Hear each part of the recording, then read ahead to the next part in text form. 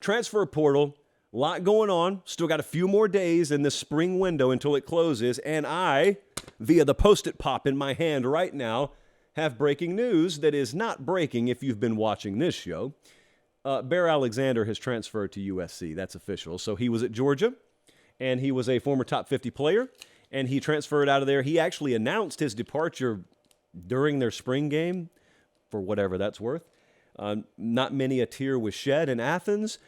So I told you at the time, I didn't think it was going to be a massive impact negatively against Georgia, but I do think he's going to go to USC. And if he does go to USC, I think it'll be a major get for them because he played last year at Georgia. This was not a guy that was buried on the depth chart.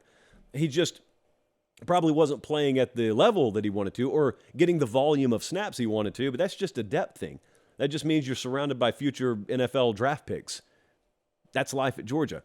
You do not have that along the defensive front at Southern Cal, so he's going to go out there, probably will be a plug-and-play. That's a former four-star defensive lineman from IMG.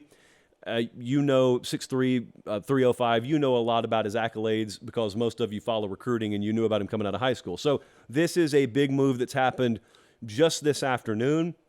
It's, I think, probably you would say the biggest name that has gone in and come out of the portal so far in the second cycle. Now, I got a guy who also has committed today. Belcher, this happened today, right?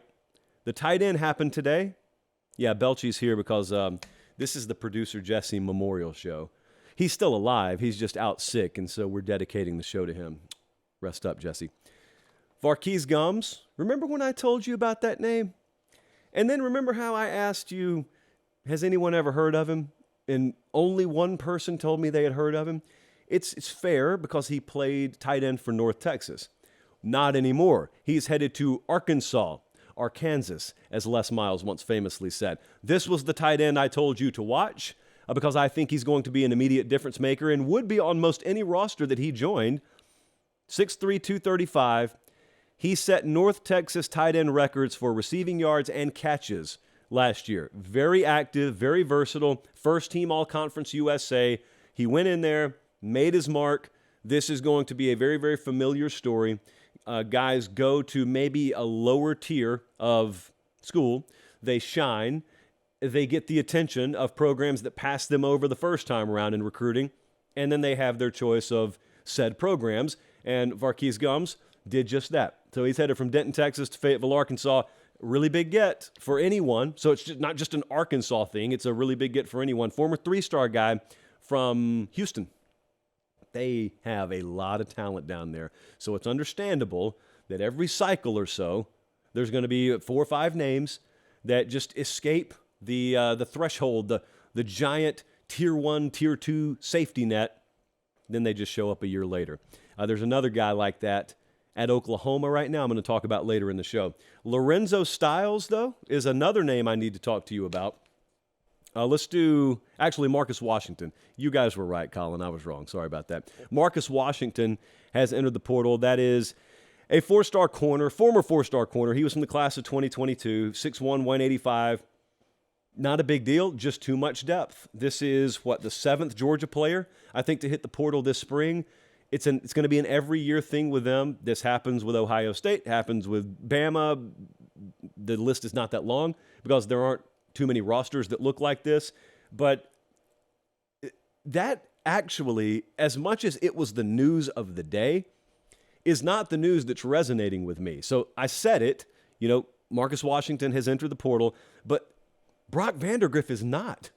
And I didn't even tell you guys I was going to talk about this, so just bear with me for a minute. But Brock Vandergriff is the quarterback there who's been battling Carson Beck. And I talked to you right after Georgia's spring game, and I said, if I had to bet, I would lean more heavily, yes, he'll enter the portal than no, he won't. Well, I was wrong. Brock Vandergriff is not entering the portal, and he made it official over the past week since the last time we did a show. You know how big that is? Immunity. That's a big deal for Georgia because Vandergriff, I don't think, is going to start at Georgia. I think Carson Beck will. Most people there do. But quarterback depth is invaluable. And here's the other thing. That means he's not going to be playing for someone else. And even though he couldn't have transferred in the SEC and played immediately, man, he could have gone somewhere else where maybe they would have seen you down the road. And at the very least, even if it didn't impact Georgia one way or the other, he could have transferred somewhere and been a deciding cog in the wheel of maybe a conference championship contender or maybe a playoff contender, because he's probably that good. And so I think he graduates this December. So, Brock Vandagriff, he made his decision. I didn't want to gloss that over because we mentioned it on the last show. It mildly surprised me when he said, yeah, I'm going to stick it out. Good for him. Good for him. Lorenzo. Okay, now we can talk about Lorenzo Styles. Interesting story out of Notre Dame. This is a 6'1", 192-pound wide receiver. He's from the class of 2021. He was ranked in the 130s, I think 133 overall as a player back then. Okay, so why is this interesting? I remember his recruitment, and I think it was Wiltfong maybe, 50-50 odds.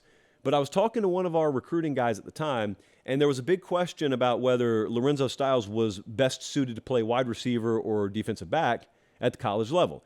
Very normal conversation that happens with guys like him. You hear this dozens of times every cycle.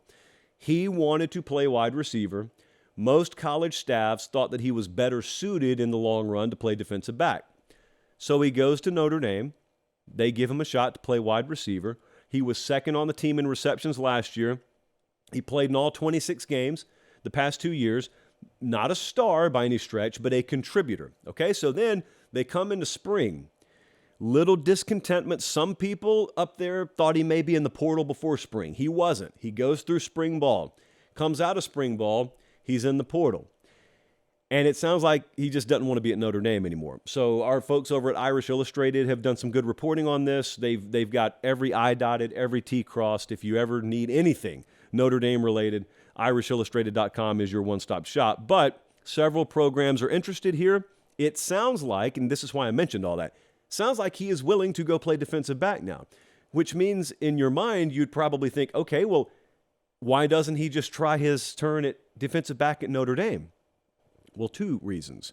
Number one, it sounds like he doesn't want to be there, and that's really the only reason we need. But the other reason is it's not just a guarantee that he'd start over there either. So it looks like Michigan, Florida, Auburn, Wisconsin, Penn State, couldn't read my own writing there for a second, Penn State, all of those have reportedly expressed interest. That's not an exhaustive list. Those are just the ones we know about right now. Last name here that I want to talk to you about, I don't have a ton of intel on. There's just something funny about it. Lance Robinson is an interior offensive lineman. I don't think probably a lot of you know that name. But he played at Houston. So he's entered the portal. And it's notable, not because he's 6'2", 290, not because their offensive line coach got dismissed in January. It's because after that offensive line coach got dismissed, Lance Robinson has now become the 7th offensive lineman to hit the portal from Houston since then. Not offensive player, friends, the 7th O-lineman to hit the portal. Are they going to play 7-on-7 in Houston this fall? This is not exactly the headline I want to read as you're about to enter Power 5 competition. The offensive line market's always interesting. Now, Lance Robinson played, I think, defensive end in high school. He was like 250, 255 then.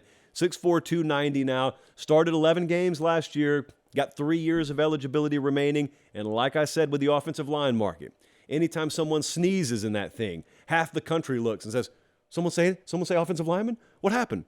So there's not going to be any shortage. Doesn't even matter if you're average as grits, as Meemaw would say. There's not going to be any shortage of attention because no one out there looks around their offensive line room and says, yeah, we're not interested. We're just full over here. Even if you are full, you never say that.